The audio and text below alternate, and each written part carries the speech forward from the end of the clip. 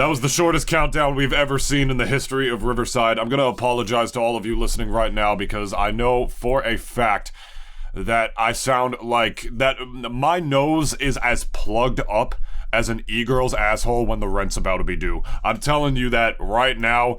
I have had the worst allergies I have ever had in my fucking life for the last 4 days. I have not been able to breathe through my nose. So if I sound like Paper Mario the 1,000-Year Door, if I sound a little bit like Zach Haddle at times, I apologize. I had my fucking head gashed open recently, and I just got fucking laid off from my job. So if I seem a little off, I apologize. But it's been, your boy's being a real trooper going through the ringer right now. Yeah, there's one for you. You're probably gonna hear plenty more. I'll edit out as many as I can. Dennis! I can see your titties. Yeah, he's rubbing them for me. He's rubbing them for me. They're literally right in my face. Like, how do you... Look the other way. I'm sorry, that was actually, real shit, that was actually, like, in different contexts, that could be victim blaming, I'm sorry. But it's not a matter of, like, them being in my face and, like, oh, like, but her breasts are so nice, they're right in my face, I can't... No, Dennis's shirt is literally fucking off. Like, in the webcams right now, and his nipples are in the fucking center of the frame. They're literally right in my face, alright? And it's not even that, like, it's hot in my house or anything. It's I thought that was why. No, like, I just That's why you got them titties out, bitch! I just didn't feel like putting on a shirt. Oh my god. But that's only for you guys. You guys don't get to see the glorious... Yeah, you just imagine my bare naked titties. You don't get to see the splendiferous all in glory display. That is Dennis's titties. So, I guess if anybody's wondering, which I doubt any of you are, when I said my head got gashed open, yeah, I didn't get into an accident or anything. It has nothing to do with that. Many moons ago, on this very podcast, flashback. No, I'm not doing that. That takes way too much effort. I have, not in the budget. Sorry, guys. Not in the budget. It's genuinely not in the budget. We don't have the workforce for it. I noticed something on my forehead. I thought it was a zit, so I tried to squeeze it, pop it, or whatever, and it would pop, like, out the center, and it would seem like a zit because it pops with, like, the weird, gross, like, pus that comes out of a zit, but then it never went away. It stayed there. And this zit also felt so bad, to the point where it felt like it was inside of my skin. And then I noticed, and please, I very much apologize, this topic is actually kind of gross, I'm not gonna hold on to you. Mm-hmm. I noticed the liquid that came out of it smelled. Like, it smelled fucking foul. Truthfully, it smelled like the... It smelled like what probably the inside of Koops' shell smells like.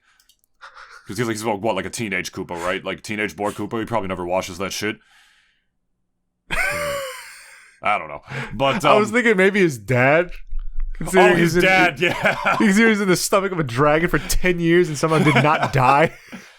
How did he not go insane, by the way? Like, he comes out and it's like, thank you for saving me. It feels so good. If I was stuck inside a dragon, isolated for 10 years with nothing but the smell of pus and, like, corpses, I would come out of that thing babbling like a fucking homeless dude that you see on the streets of Toronto. Like, I am the one true God. Oh, so did you see a lot of homeless in Toronto when you went up there? Actually. Yeah, it was pretty depressing. Even, like, young people, too. It was pretty awful.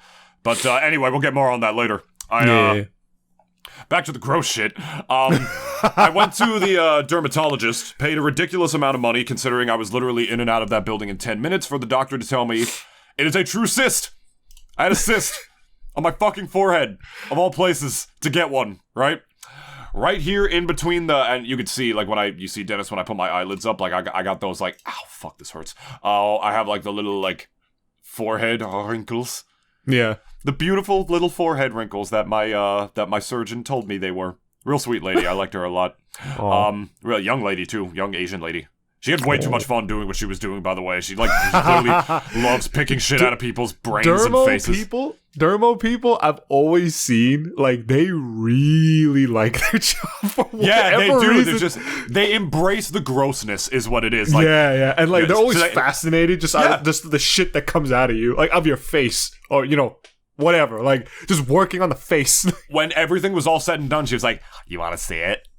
like that, like all excited and everything. And me, I was like, fuck yeah.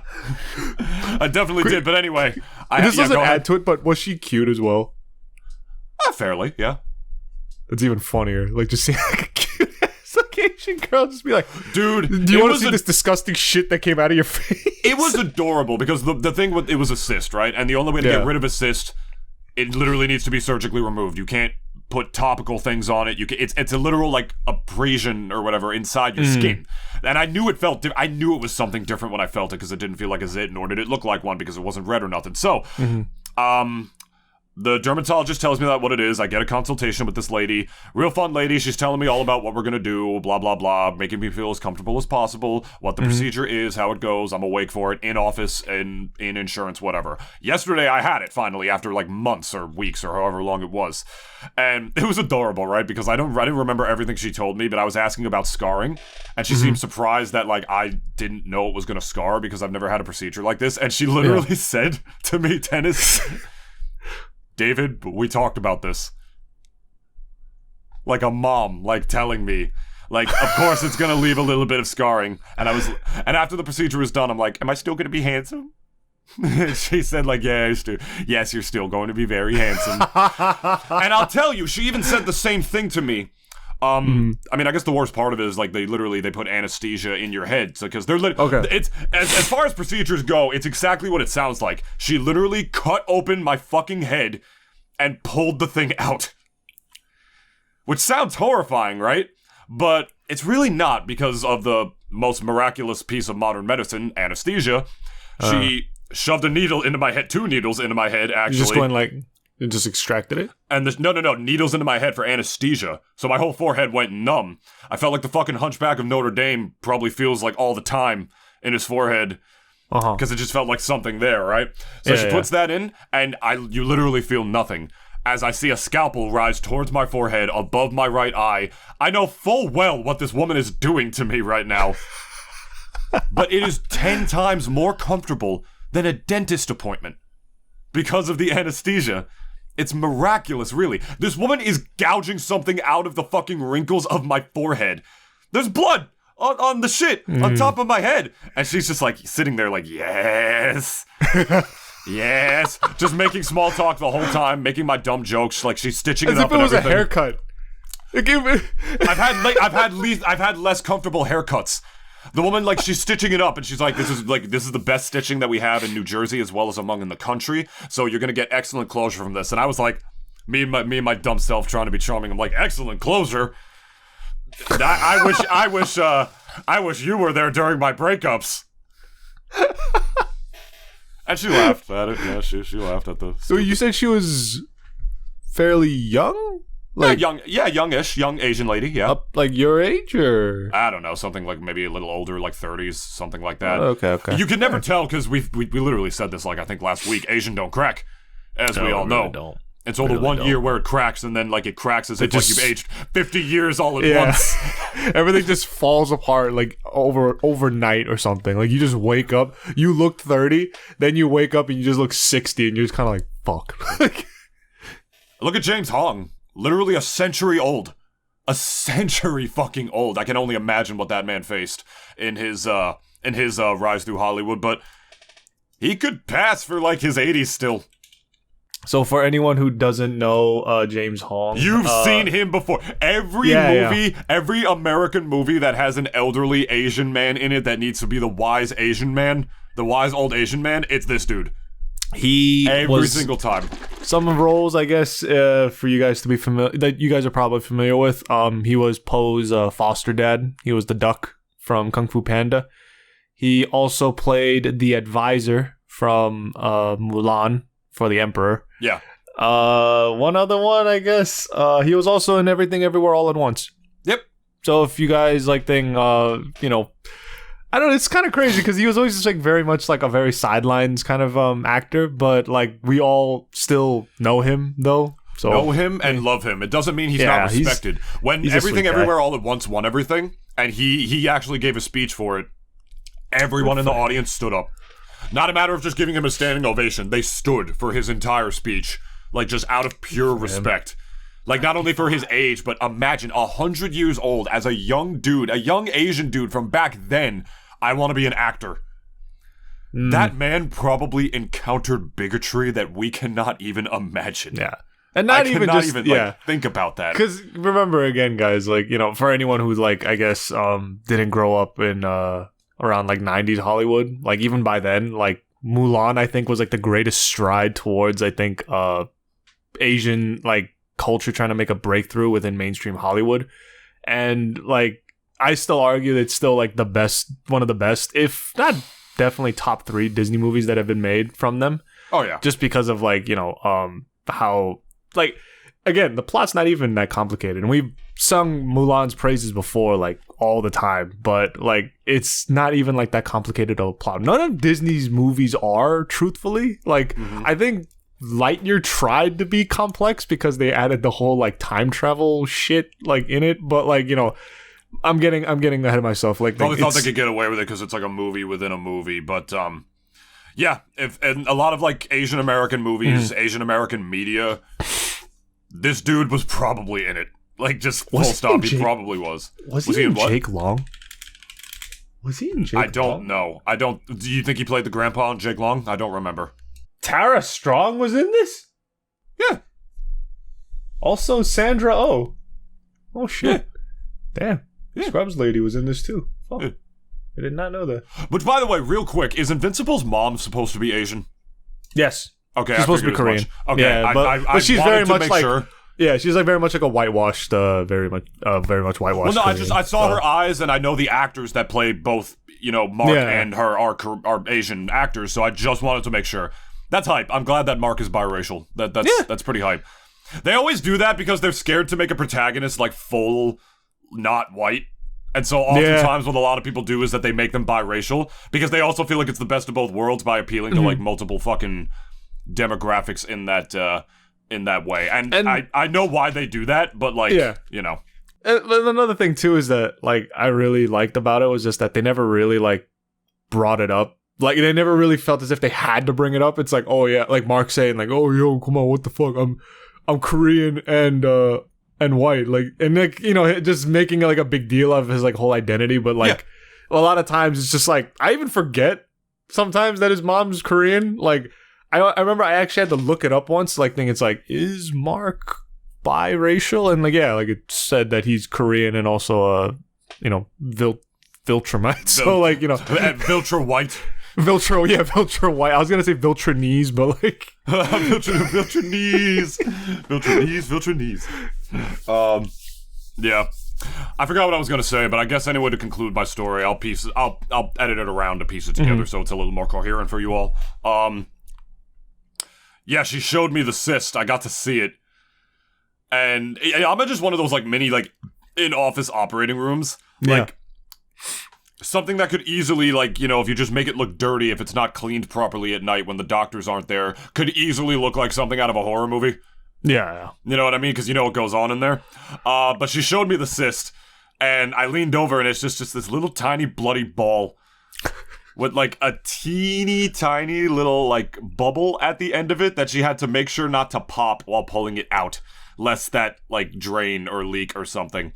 Okay. So I got to see the little pus bubble and everything. I'm like, cool, that was inside my forehead. Nice. Nice, that's great. That's great. Yeah. You sounded just as unimpressed as you do now. They could have been. I mean, the thing is, once you get those, you know, even like with the chance of, not the chance, the guarantee of scarring, you got to get those removed because they can eventually become infected and stuff. So I'm just sitting there because I wasn't perfectly aware it was going to scar, and I'm thinking how big of a whole time I'm like leaning up, talking soft, thinking about how big of a scar this is going to lead. I'm like, yeah, you know, 27.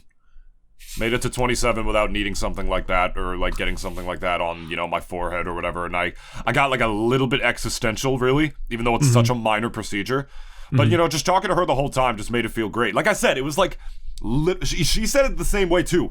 Because of the anesthesia, it was literally more comfortable than most dentist appointments I've had. You know, dentist appointments when they're drilling and they get to the side or like around your wisdom teeth and you feel it in your ear when it's like pressing against your gum. That was literally more uncomfortable than anything that happened to me during this procedure.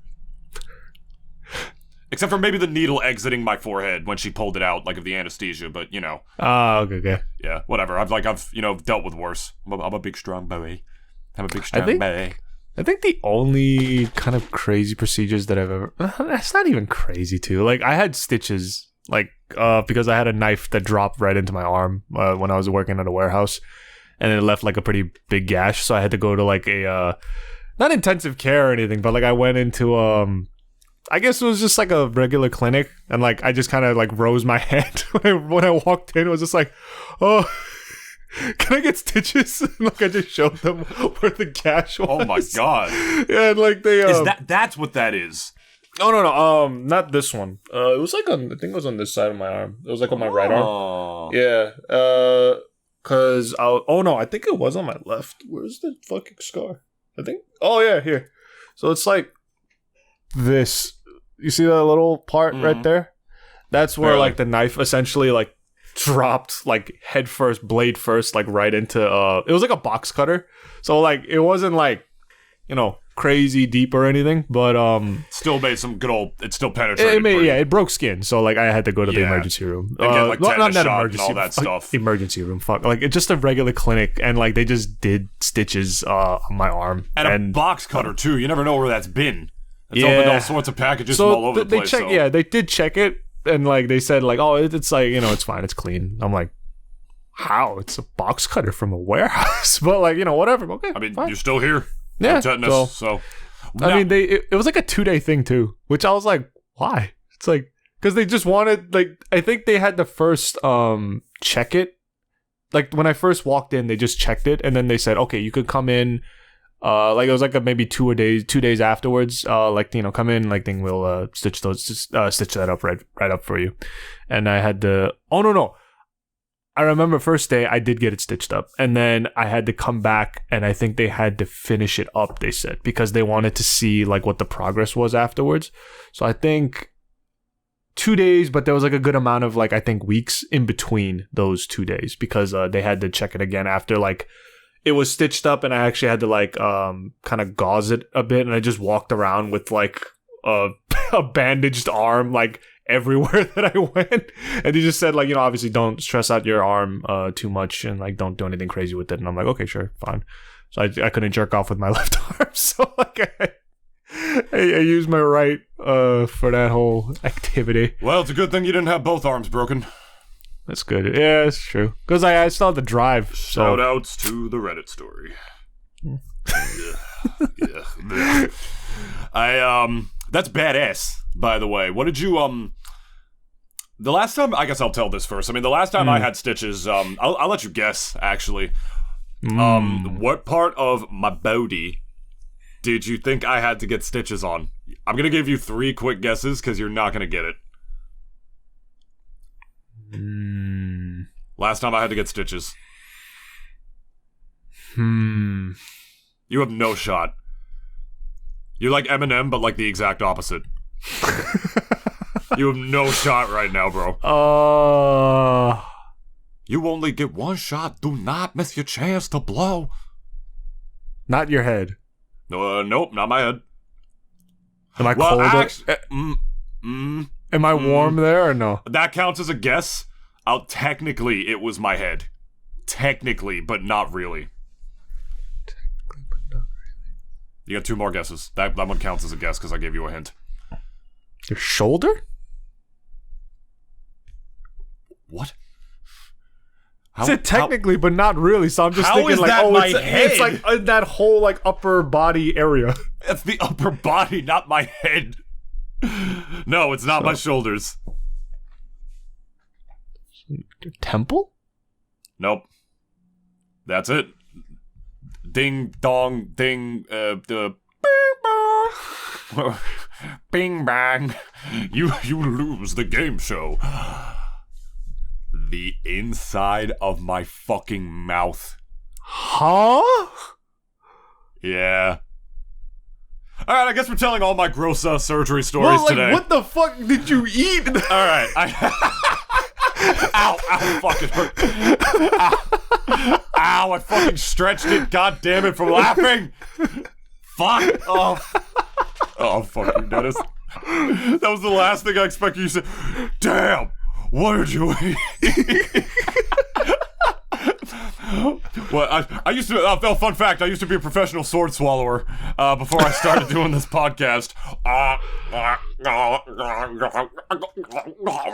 And by sword swallower, he means he took that dick. No.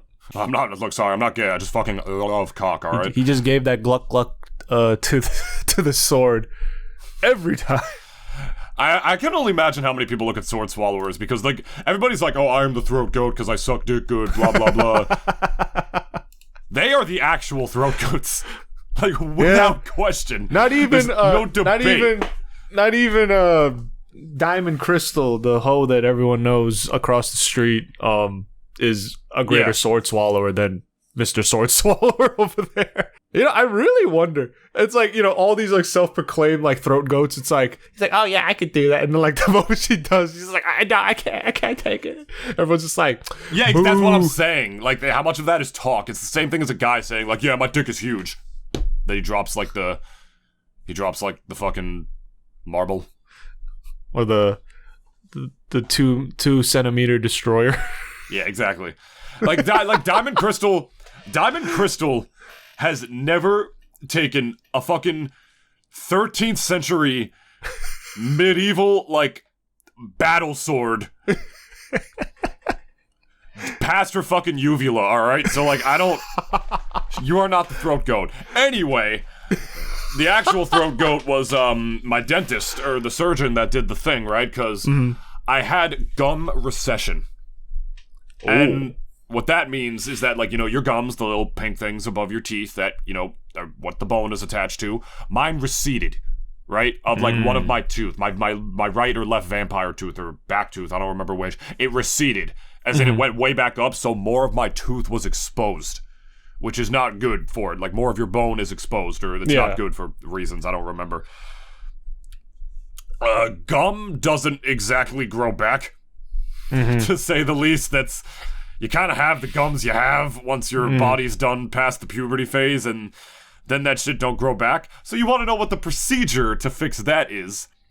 They literally cut off some gum from the roof of your mouth, and they just slap it right back on. And they just slap it where. It sounds like a fucking medieval ass surgery when you really get right down to it. Like, it kind of does. It sounds like a surgery that Patrick Star would do. We should take his gums and push them somewhere else. But it really is that simple. They cut off some gum from the roof of your mouth because you don't really need gum there. It doesn't really matter. Yeah, and they straight up sew it around your tooth. So I had fucking, for a week, I had stitches in my fucking mouth. Because they literally went like this to the roof of your mouth. Yeah. So I was walking around BCC because I was a community college at the time, just going, yar, matey, to everybody, like, walking around. Because I literally looked like a pirate. All I had to get was like an eye patch. And I was talking about that with Dr. Yu, too. We were talking about me cosplaying as a pirate because of the procedure he was having. Like, yeah, we could get you an eye patch or a parrot. And I told her Bear would eat the parrot, so that wouldn't really go well. But, you know, point is, I have had stitches once before in my life. Inside my fucking mouth. I remember just like accidentally licking it inside when I was in the middle of an IT class. I mean, and I licked some of the gauze off, and then my mouth started gushing blood. Gushing. I had to run to the bathroom just like a fucking water fountain out of like a goddamn slaughterhouse film. That is what my mouth looked like. It was like, so that is the other time I've ever had stitches, so... Yeah, I told you weren't gonna guess it. No one was gonna. I guess so, yeah. It wasn't gonna be my first guess, that's for sure. Or my second or third. Nope. How has your 1000-Year Door remake experience been? Sorry, guys, we're finally getting to the good shit now. Yeah, you know, the meat and the potatoes. It's... Let me just say, that nostalgia hit was, it's like a hit on... It was like taking a hit on a good drug, like, truthfully. Like, so when the game opened and the screen went...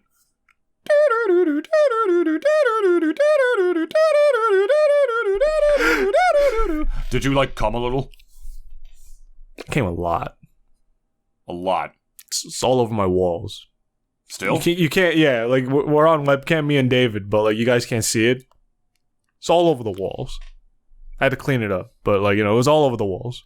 And you got like a black light or something that we can use. Yeah, to, like... yeah. Like, just turn off the lights and just like just shine it all along my walls. And you're just like, oh my god, it's everywhere. It's everywhere. I guess most of that jizz came out during the Glitz Pitch chapter, though, right? First 4 chapters. I'm gonna say it right now, guys. Like, I've been playing this game for a good week now, and I want to thank David again for getting me a coffee. Like, you know, it's a coffee, getting me a copy, because it still stands as one of my favorite games that I never finished, and I am finishing it for sure this time. But I will say, I guess to go for like a half review, just because I've only finished like up to half of the game up to this point. The good half, apparently, right? Yes. The first 4 dungeons that we play through, and the first 4 stars we get. Calling them dungeons, you're the only person. Whatever, you know, it's RPG. I know, because it's a Mario game, and I grew up with Mario RPGs and not actual RPGs. So yeah, when I say dungeons, it sounds like it's talking about like a Zelda game or and like something. When in actuality, I'm the cringe one, because I'm the one calling them by the weird, you know, Mario I don't know, terms, like chapters, you know what I mean? I suppose. Like, you can call them chapters too if you want. Like, I'm the one who's calling them the weird Nintendo-y terms, when like any actual avid RPG player is like, these are dungeons, man. Yeah. Like, which, I mean, whatever. Like, whatever's your cup of tea. Like, it don't matter. Like, we're both right in that respect. Yeah. Because like Mario RPGs just kind of like, they're just a lot of things all at once, really, if you think about it. But it's like, in like all the RPG kind of terms and elements that we kind of know of, like, you know, it's just like all like stuff we've heard before. So like, you know, we're just gonna reuse the terms we know of. But as far as like where I'm at right now, going on chapter 5 now, going to Keel Hall Key. I'm gonna say this right now. Like, after Twilight Town and beating Dupless,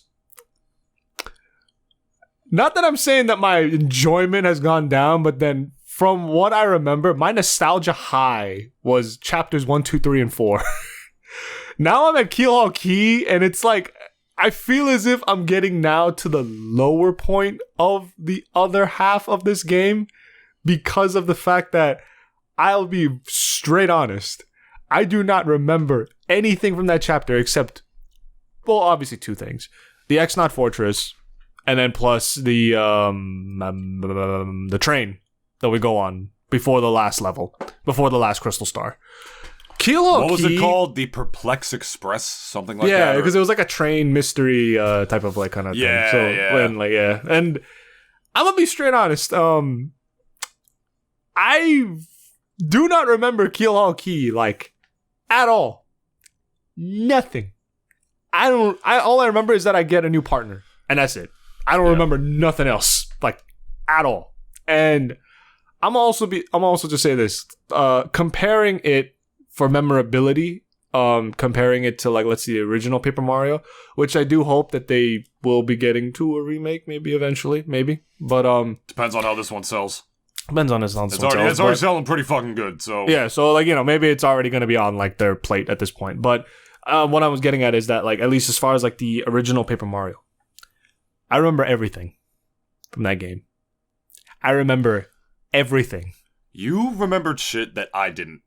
I remember when we did our Let's Play of it, and Chapter 7, I think, or whichever one that you go to the Flower World.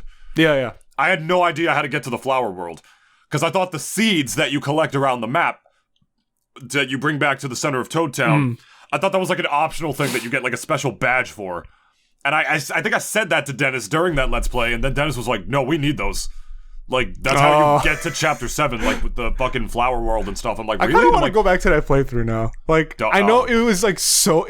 Guys, let me be real with you. If you are ever on David's channel and you decide, let me watch the probably arguably the most shittiest Let's Play you will ever see, and the most great Game Grumps wannabe ass motherfuckers ever. Yeah. Watch that playthrough. We were very different people back. That was almost 10 years ago. Yeah, it was quite a long time ago. And like, I do remember though. I blazed through that game. You did. And you played like a fucking champion, and the sound quality was at least better than the Sonic Adventure one for sure. But yeah, fair. Yeah, which is fair. And like, and it maybe,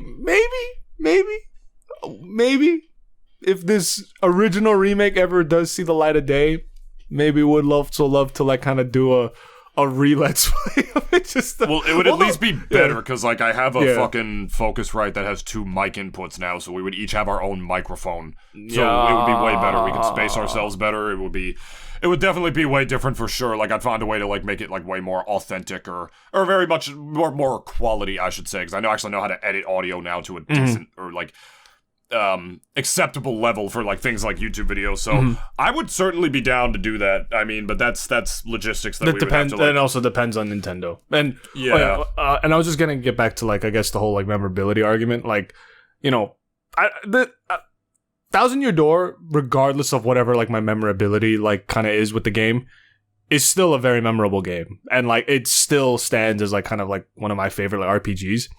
Although I will say though, like I think the first 4 chapters are definitely for me the highlight of the game, and just the memorability factor alone, like kind of because again this is a remake, and I'm not really kind of looking at it through a lens of like, oh, this is like a whole new game or whatever. It's not a new game; it's a fucking remake, and like, you know, this argument kind of also goes for all those other people who have played the game prior, like, you know, and like now they're playing this remake again because like they either lost their copy or like, you know, they just like wanted to play it again, right? For all you new players out there, like obviously like if this is your first time ever playing this game, like flat out, like, and again, this isn't a new game, this is a remake.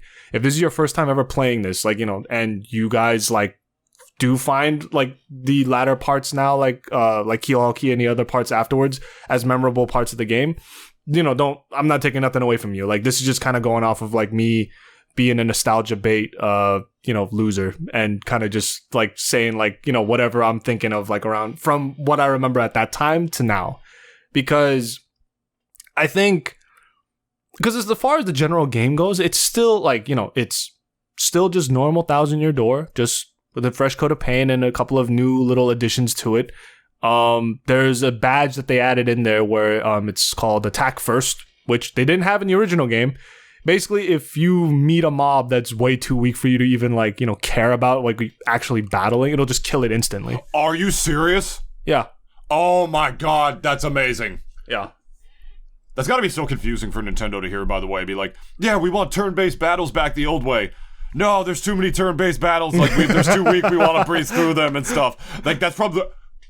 Like, they're probably, like, so confused at that, but, like, when you get to a certain point, some battles become a drag, that's why. And it's part of the reason Keel Key is, like, unmemorable for that reason, too. The area's big, like, beyond the fact that, like, you already get, like, through some peak chapters, and Keel Key is the one after that, there's just so much backtracking. Yeah. There's so much backtracking in that fucking chat. And there's backtracking in Twilight Town too, but like Twilight Town is just a way more like unique atmosphere. It's a way more clever idea of Mario losing his identity and losing his identity and therefore becoming a shadow. Nobody knows who he is. There's the horror aspect. There's the trans aspect of that, which was part of their original vision. That's part of their original vision of like Mario losing his identity and having Vivian be the one that's his partner for that. That they couldn't really do in the original game, or at the very least not the American version, because people would be like, people aren't gonna understand that, or they're gonna think it's too weird or whatever. America's not there yet. 20 years later, I guess sort of we are, in a weird sort of way we are, and we're not grudgingly at the same accepting time. way, I guess. Like, because for those of you who don't know that, Vivian, the partner from this chapter on screen right now, she's trans. That's not... It's canon. It's not a hopium copium thing that, like, you know, trans people on Twitter go, like, we want this character to be trans just because we want somebody to relate to. Please, God, give us a fucking crumb. She was trans 20 years ago. She's trans now. But localization reasons, like, they just decided to change that for, you know, I guess... whatever reason. Like, not even whatever, as in, like, it's just, like, not even, like, a big deal. It's just, like, I knew, like, they had their reasons for changing it, so therefore, like, fine, whatever. Yeah. But, and like, that chapter has its symbolism in that regard. You see the dialogue on screen right now. Like, they put it in the American version, which it's just crazy looking at that now because that's part of like I guess that was part of their original vision of like Mario losing his identity, and that's why they made Vivian the partner that she was. That all makes sense. So there's that most broken partner ever. Oh, also yeah, she was also fucking overpowered as shit. Broken as shit. You literally like need her for the final boss, like straight up, which is also pretty intentional. If you are gonna upgrade any partner, just upgrade her. No one else is even remotely needed. Yeah, like the second one she gets is the fire one that does 6 damage to every fucking opponent on screen. So broken. And then obviously the one where she like sucks you into her little void, and then like you just avoid all the damage. Yeah, they just lose an attack right there. Like it's so fucking good. And before that is the Glitz Pit, which is everyone's favorite fucking chapter. It's literally like a fucking fighting league in the sky. WWE, UFC, like just fight night, like octagon type shit. And when you're reading like the MC, I forgot the fucking MC's name, Grubba or whatever. Grubba. When you're reading like Grubba's dialogue, you just know what he sounds like. When you read a character and like this game where they don't have voices and you know what they sound like, that's how you know that shit is good. I want to hear a fan. Well, the great Gonzalez looking like he's the #1 contender out here, ladies and gentlemen. Like, you just know he sounds like fucking DDE in the Kirby anime. For a fact he does. Like it was either a Foghorn Leghorn type of sound and voice, or a Foghorn Leghorn who's also a Vince McMahon. Which, like, it's like, come on, you race. Which he is. He's basically Vince McMahon. With all the shady shit he was doing. Come on out, you rapist. Oh, fuck. Oh, my God. He's basically Western, like, real Texan-ass Vince McMahon, and Rock Hawk is just Hulk Hogan, Dwayne The Rock Johnson, Stone Cold Steve Austin, and, like, every other, like, big-time, like, WWE star you've ever heard of, just all mixed into one. Feel the Rock, brother? Like, you just know that's what they sound like, and that's how you know that shit's well written. Before that is the Boggly Tree one, which is just a very atmospheric, ambient, like, aura, like, very, like, beautiful atmosphere to be in, very unique one. And after all of that, you just have Kiloki, which isn't bad, but it's just like, hey, pirate-themed, on an island, cool. Like, that's what it was. You have Bobbery's story, at least. The whole shit with his wife and everything, which is heart-wrenching. Like, legit inspirational and heart-wrenching. And then you have Cortez, which is a fucking sick-ass boss. It was still a fucking great chapter, but as far as its gameplay goes, it's a little slower paced, and it's just like a lot of backtracking, so it's a little more boring. The theming, too, like, I think the theming just kind of even gets better and better over time with the game, because, like, at first mission, we're going off to a castle to fight a dragon. Classic shit. Second one, we're going into a forest to help save these little, like, people that can't fight for themselves, like, just like the punies. The punies, yeah. And then third level, we're going to WrestleMania. Level 4, we're going to Spooky Woods and helping these people who keep turning into pigs. Which, like, again, another little whole, like, go into the castle to fight the monster, like, type of thing. Which, again, it's classic stuff. Which, like, I don't hate on, but and it makes it sound like as if, like, okay, I'm, like, hating on the latter part of the game. I'm not. I'm just saying, though, it's just, if, like, the first 4 were, like, up here, like, at a 10, last 3 is, like a 9. It's, not like, to 1 point lower. Not to mention, the ability you get with the Sapphire Star, it's not even an original one. It's literally just a better version of the one you get from the beginning of the game, Sweet Treat. Oh, yeah. It's not even like a new original attack either. So it's like, fuck. It just invalidates. Well, I mean, to be fair, Sweet Treat gets invalidated pretty quickly throughout the game. I will say, the very least, you get to find the mob boss's daughter again, that they're there, and then you have to sit through the whole dialogue of him saying, I love you 100 times, and you literally have to mash through the entire fucking thing. I love those parts so much. That was funny as hell. Because Mario always falls asleep. If we ever do a 1,000-Year Door Let's Play, you know what we have to do is the second we get to, like, Don Pianta's fucking room, we just get in there and be like, we're gonna do a fan dub. Monacera. Frankie, I told you what's gonna happen if you try to go and take my daughter. I told you what would happen. And you did it anyways. You were like a son to me.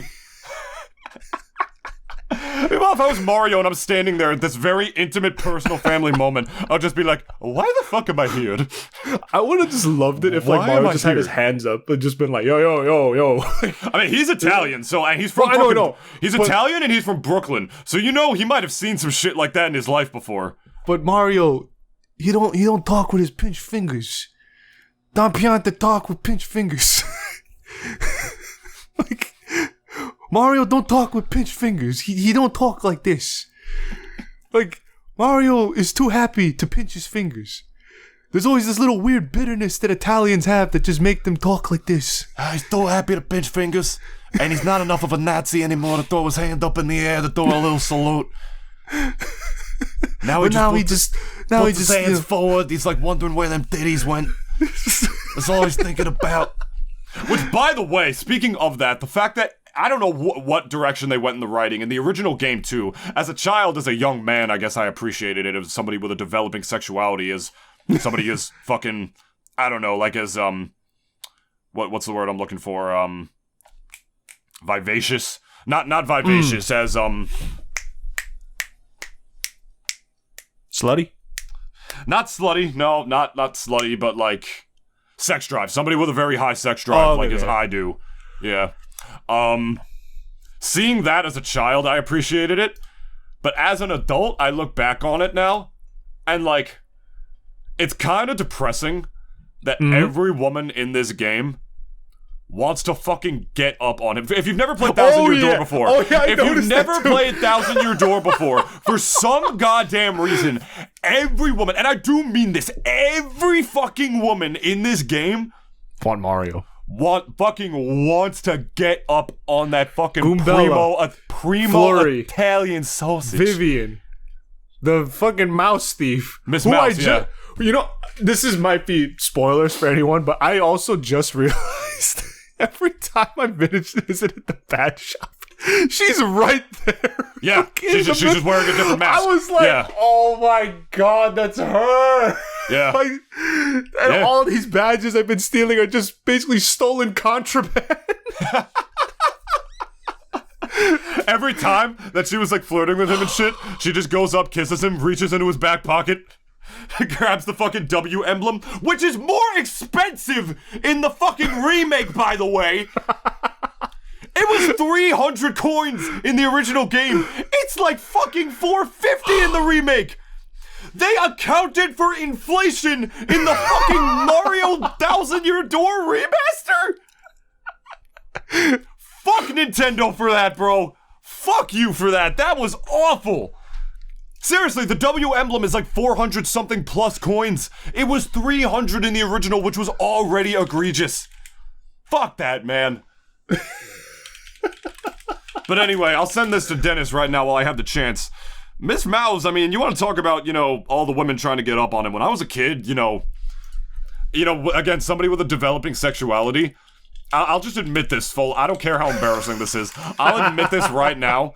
Flurry being designed the way she was, playing that game as a 7-year-old. Oh, no chill. No chill. There was no chill in that whole fucking... The porno music they play. They play actual porn music at that part. She barges through Coops and the Puny, the people that she says she loves, just to fucking mac on his face and like rub her cloud, pillowy, soft titty body against him. Rolls and all. She's thick too. She also, her body slam attack, what lands first? Her titties. On the enemy. And the fact that they gave her the fucking, they gave her the DSL too, dude. Like, oh. Christ on my... the reason I'm saying all that is because when I was a kid, the music combined with the fact that they put this character in a Mario game with legit titties bouncing around like that, it made me happy for a reason I didn't understand. The kissing sound effect too when she gets up on him, all of that, the filter that they play on screen at the same time. It's a fucking children's game. And I saw this on Twitter today, by the way. Let me send this to you real quick, and I'm going to throw this one up on screen. Something that I noticed is that Flurry was not even the most egregious one, really, with how, hard she gets up on him, right? let's take a look at this. Just go to your Discord DMs right now. Mm-hmm. Look at Goombella, right? Goombella kisses him on the cheek as high as she can go. Vivian kisses him on the cheek. Flurry, little aggressive, kinda rapey, kisses him on the cheek. Miss Mouse goes straight for the dick. Look at that! Look at that shit, Dennis! Do you see that? Even look at the picture. Even Goombella is appalled.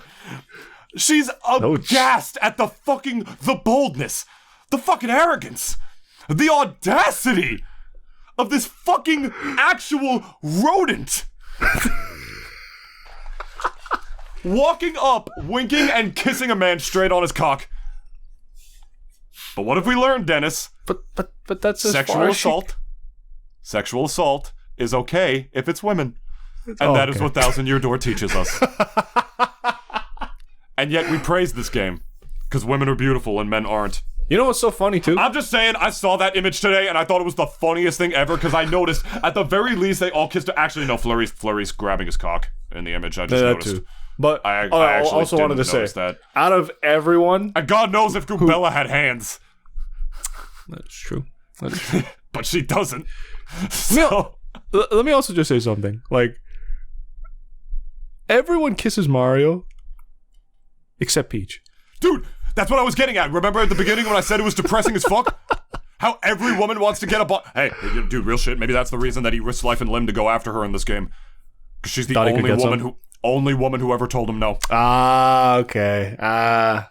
So he's got that whole, like, seeking the thing that I could never get, or that I could never obtain. It's like a Gaston situation, basically. Mm-hmm. No one sees like Gaston, no one pees like Gaston, gets on sex offender registries like Gaston. Let me also just say something. Yeah. Just even seeing the graphical upgrades on this game, which, I mean... Beautiful, right? Beautiful, and it is also just subtle as well at the same time. It's not like it's a crazy like level of upscale that they decided to do for the graphic fidelity. Like, I think it's very much like tasteful with the way that they like kind of just touched up everything. And it's also just I think I don't know. I want to say, because I haven't really played any of the recent Paper Mario games, but from what I've heard, even from David before prior, a lot of those design choices that they made for those games have been kind of just ported over for this one, and it just kind of translated pretty well. Yes and no. Yes and no. It translated well, but like they didn't rip necessarily every asset. I mean, in the other games, the paper aesthetic is even more. And you could tell because of the criticism they've gotten is them, like, all the audience is saying, like, hey, the game was never about paper, it was about the story, it was about the RPG, and then this game, them remastering it is Nintendo finally acknowledging that, right? Never thought I'd say that, because I never thought this game would ever exist. Fucking remake. None of us did. But, that in the announcement other ones, was so crazy, too. Yeah, it was pretty wild. They saved it for the end of Direct, like and one more thing.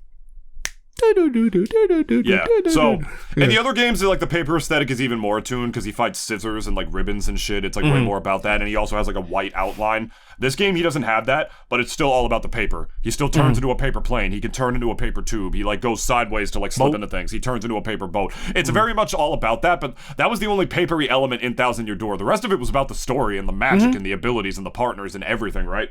So, yeah. Yes and no. Like, a lot of the textures, like, even in the image that I sent you, like, look at Goombella kissing Mario there. Like, look at the noose in the back, the steps up to it. It's paper, it's cardboard. They wanted it to look like that in the original game. The resources weren't there. It was a different... I figured, it was a different time back then, right? So, even the grass, like, at the Twilight Town, look at how artificial it looks. It's like... It's but that's very what's cool. so charming about it. Like, this game is just oozing with charm, like, everywhere you go. And...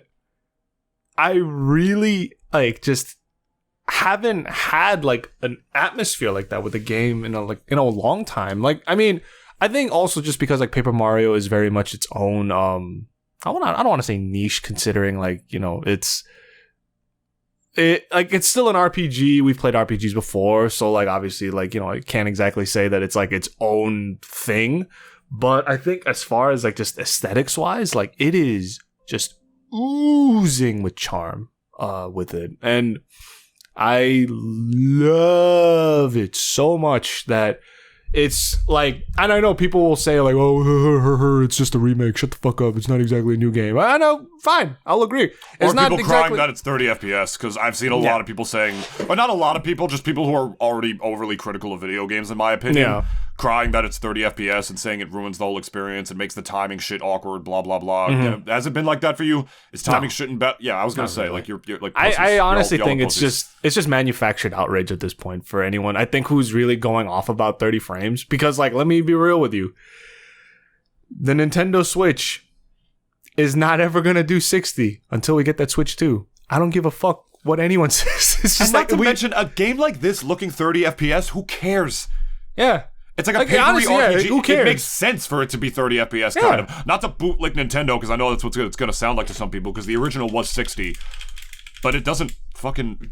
It really doesn't ruin it. Not for a game like this. For games like Elden Ring being ported to Switch, or like games like that are way more about like the graphic fidelity and whatnot. This game's about the graphic fidelity too, but its artistic style lets it get away with what it is. You know what I mean? If you're crying about this game not being 60, I don't get it. Like, I really just don't get it. Yeah. Going back to my original point, there are plenty of games that have come out for the Switch that do run in 60, but it is not a detriment that 1,000 Year Door Remake does not run at 60. It is not a detriment. Anything, it's more of a detriment to, I think, Princess Peach Showtime. I played that game. It's a first-party Nintendo game, and it kind of chugs.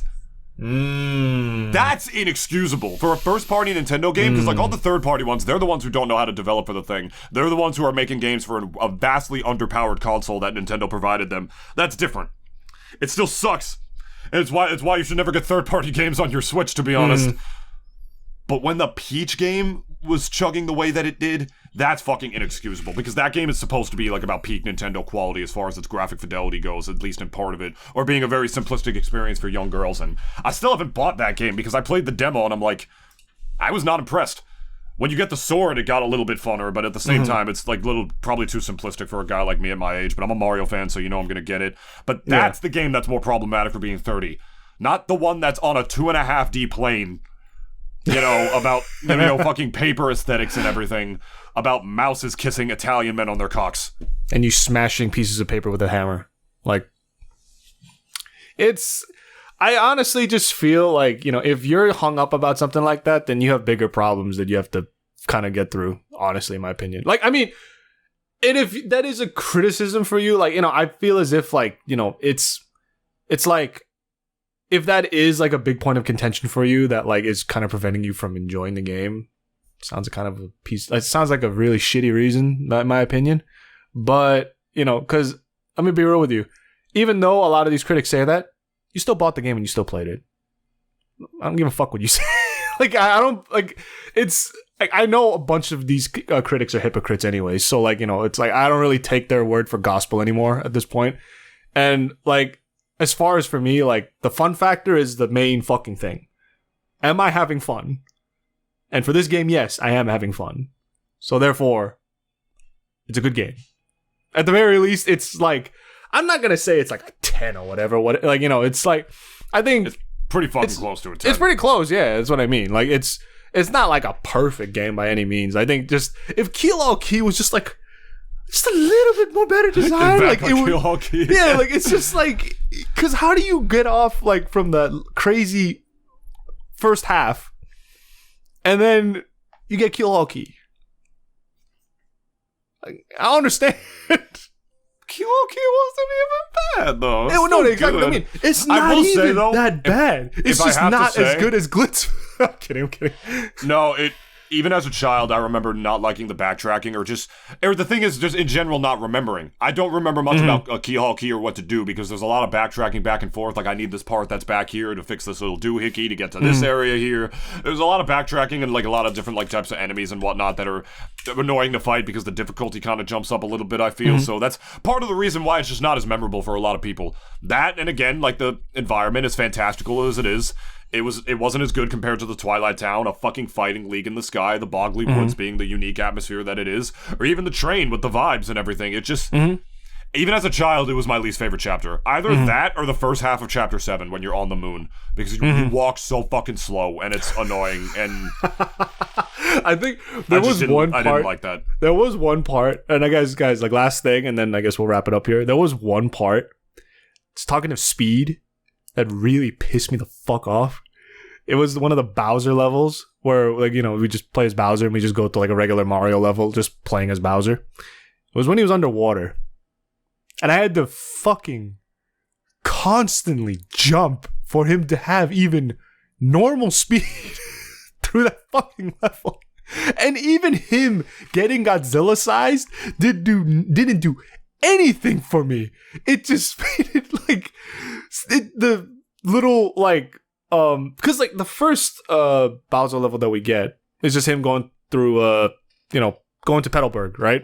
And it's like it's just stupid because it's like there's so many parts of that whole like part of the game, like the Bowser levels, that just invalidates whatever like kind of Mario mechanics that we know of. Because as soon as he gets like Godzilla sized, he just walks through the map and just doesn't give a fuck. Like you just don't even have to do anything.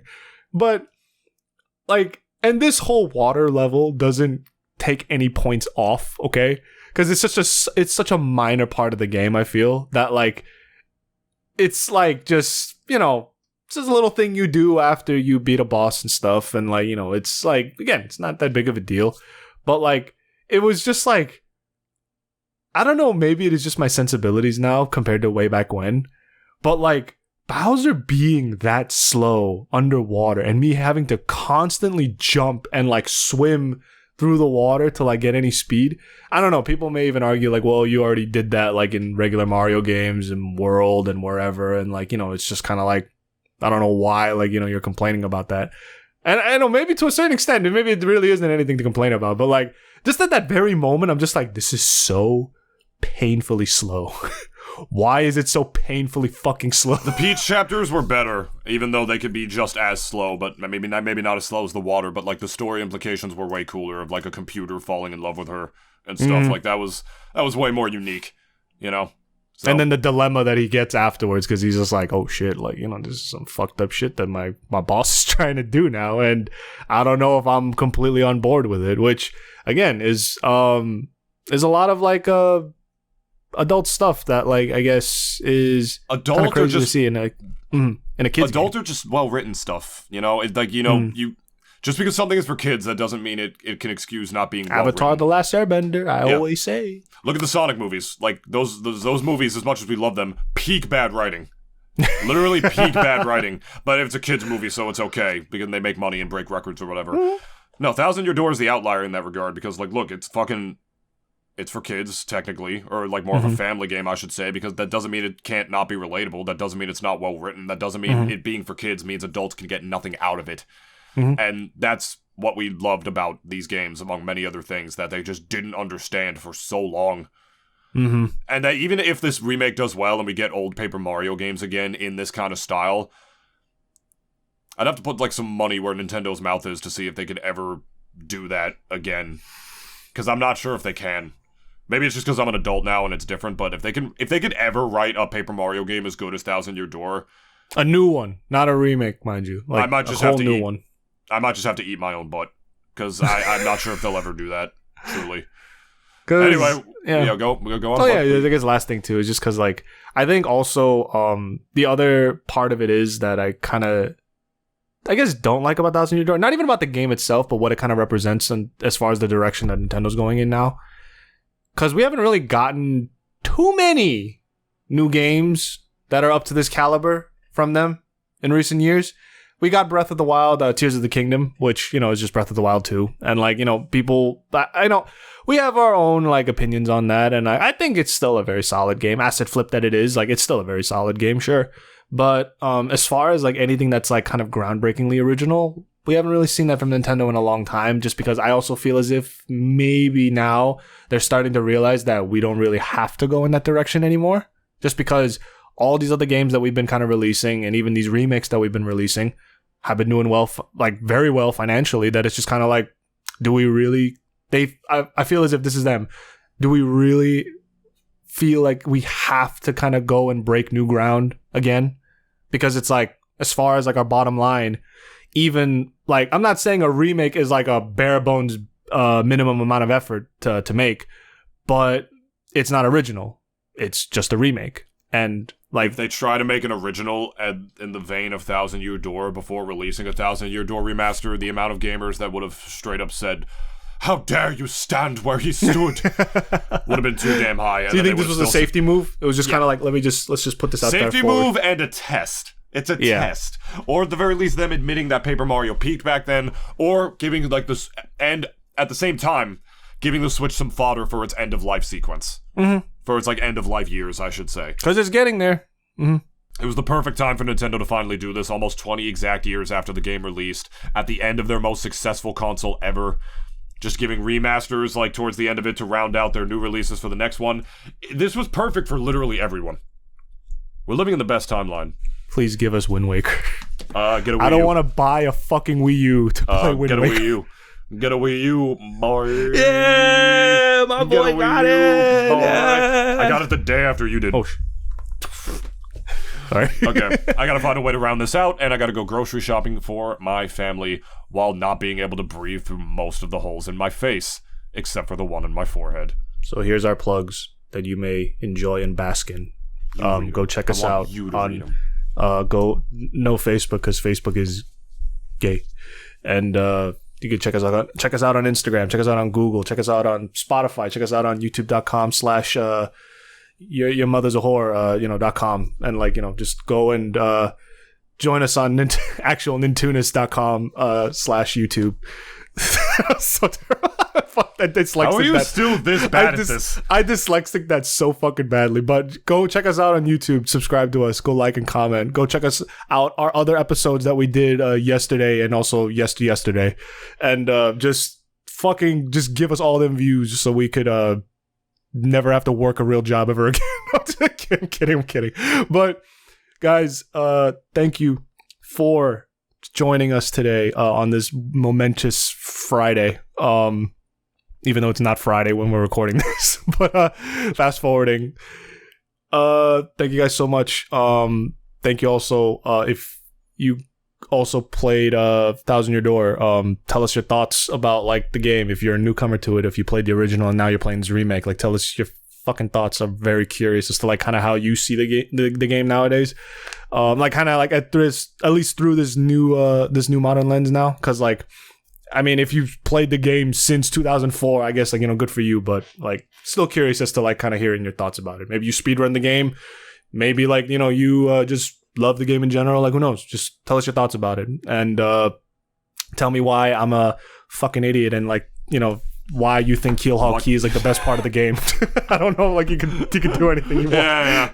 And yeah, that's today's episode. I hate all. No, I love all of you. I hate all of it. I love all you guys. Good night, guys. Thank you 5,000 so Year much. Door. Play it if you've never played the game before. Please, you will love it so much. I promise. It's magical. And beg Nintendo for Wind Waker, so I don't have to buy a Wii U to play this fucking game. Or just buy Dennis a Wii U. Or donate a Wii U to me, so I can have another fucking paperweight that I don't play. Good night, gamers. Oh yeah.